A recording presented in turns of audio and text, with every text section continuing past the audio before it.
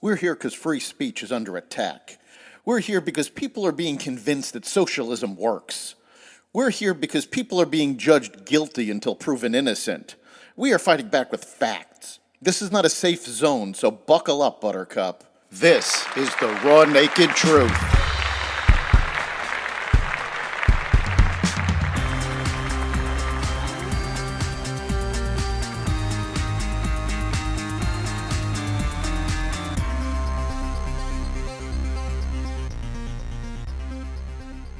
A Baltimore bridge collapse, an NYPD officer killed, a raid on P. Diddy's homes, and more.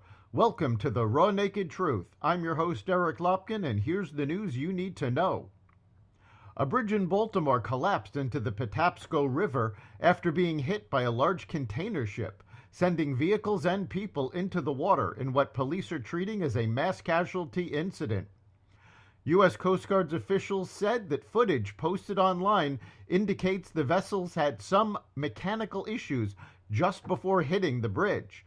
Lights on the vessel can be seen going dark, coming on, then going out again just before the vessel hit the support column. Around 20 people and multiple cars were likely to have fallen in the water. Baltimore City Fire Chief James Wallace said during a media briefing early Tuesday. A search is ongoing for at least 7 people.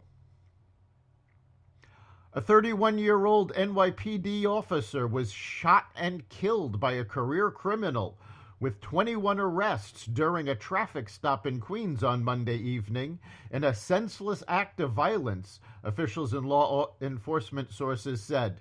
Officer Jonathan Diller, a married father of a 1-year-old boy, was shot in the stomach after police tried to remove the suspect, identified by sources as 34-year-old Guy Rivera, from the passenger seat of the car near 1919 Mott Avenue in Far Rockaway, according to the NYPD. Diller, who had 3 years on the force, fell to the ground and screamed that he had been hit after the suspect opened fire, according to witness Dean Peters. Trump got a financial reprieve from an appeals court just as the deadline was set to expire for former President Donald Trump to post a seemingly impossible-to-get $454 million bond to cover the judgment against him while he appeals a New York civil suit. An appeals court granted his request for a smaller one, giving him 10 days to pay $175 million instead. In a separate criminal case over an alleged hush money payment to a porn star, the judge dismissed Trump's misconduct allegations against the district attorney and set a trial date of April 15th. Meanwhile, Trump Media and Technology Group was acquired Monday by Digital World Acquisition Corp.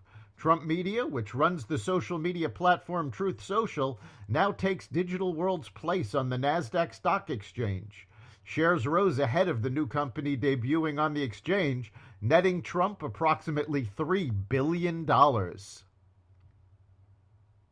Israeli Prime Minister Benjamin Netanyahu says he will no longer send a delegation of top officials to Washington this week after President Biden's administration failed to veto a UN resolution calling for a ceasefire in Gaza on Monday. Netanyahu's delegation was scheduled to discuss potential compromises for an invasion of Rafah, a final foothold for Hamas in Gaza. The Israeli leader issued an ultimatum to the U.S., warning that he would cancel the meeting if the U.S. did not veto Monday's UN resolution. The U.S. abstained rather than vetoing, allowing the resolution to pass. The U.S. did not veto today the new text that calls for a ceasefire without the condition of releasing the abductees, Netanyahu's office said in a statement.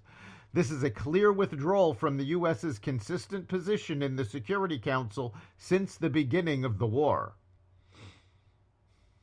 The U.S. and other Western countries froze funding to a UN agency called UNRWA in late January after evidence was found connecting members of the agency to the October 7th massacre in Israel.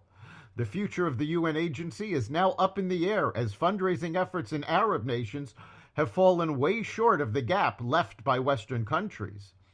UNRWA has been embroiled in controversy since Israel accused at least a dozen employees, including school teachers, of taking part in the Hamas-led attacks. Israel has also alleged that hundreds more employees are members of armed wings of militant groups like Hamas. The agency fired the staffers allegedly linked to the attacks. The UN has launched 2 investigations into the agency's neutrality. Israel is pushing for the agency to be gradually phased out of Gaza and is lobbying its allies to replace the agency with other humanitarian groups there. UNRWA on Sunday said the Israeli military has barred the agency from delivering food to the northern part of the enclave, an area suffering from widespread acute malnutrition. A California state law is set to raise fast food workers' wages in April to $20 an hour. Some restaurants there are already laying off staff and reducing hours for workers as they try to cut costs.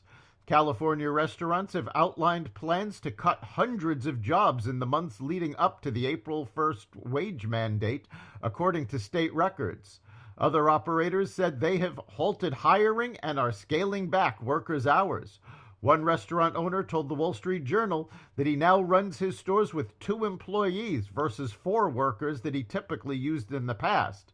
That means it takes longer to make customers' orders, and he is also raising prices by around 10% to help cover the increased labor costs.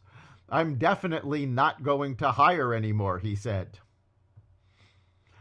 Florida Governor Ron DeSantis signed legislation Monday that prohibits people under 14 years of age from having social media accounts, regardless of parental consent.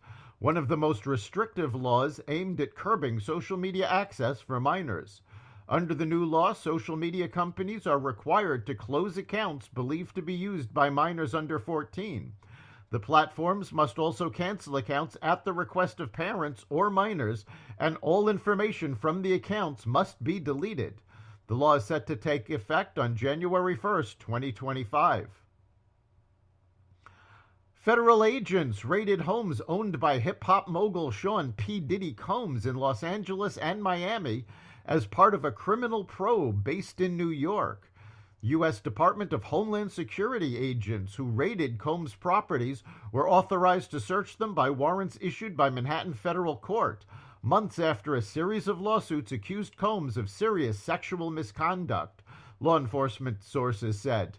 Phones were seized from the 54-year-old Combs in Miami before he was scheduled to leave for a trip to the Bahamas, according to NBC News. A source familiar with the situation told NBC that 3 women and 1 man have been interviewed in New York by federal authorities in connection to a probe involving possible sex trafficking, sexual assault, the solicitation and distribution of illegal narcotics, and firearms related to Combs. That's the Raw Naked Truth. You can catch every episode of The Raw Naked Truth at xvadio.com, the Apple Podcasts app, Google Podcasts, Spotify, iHeartRadio, Audible, Amazon Music, and other platforms that respect freedom of speech. We'll see you next time.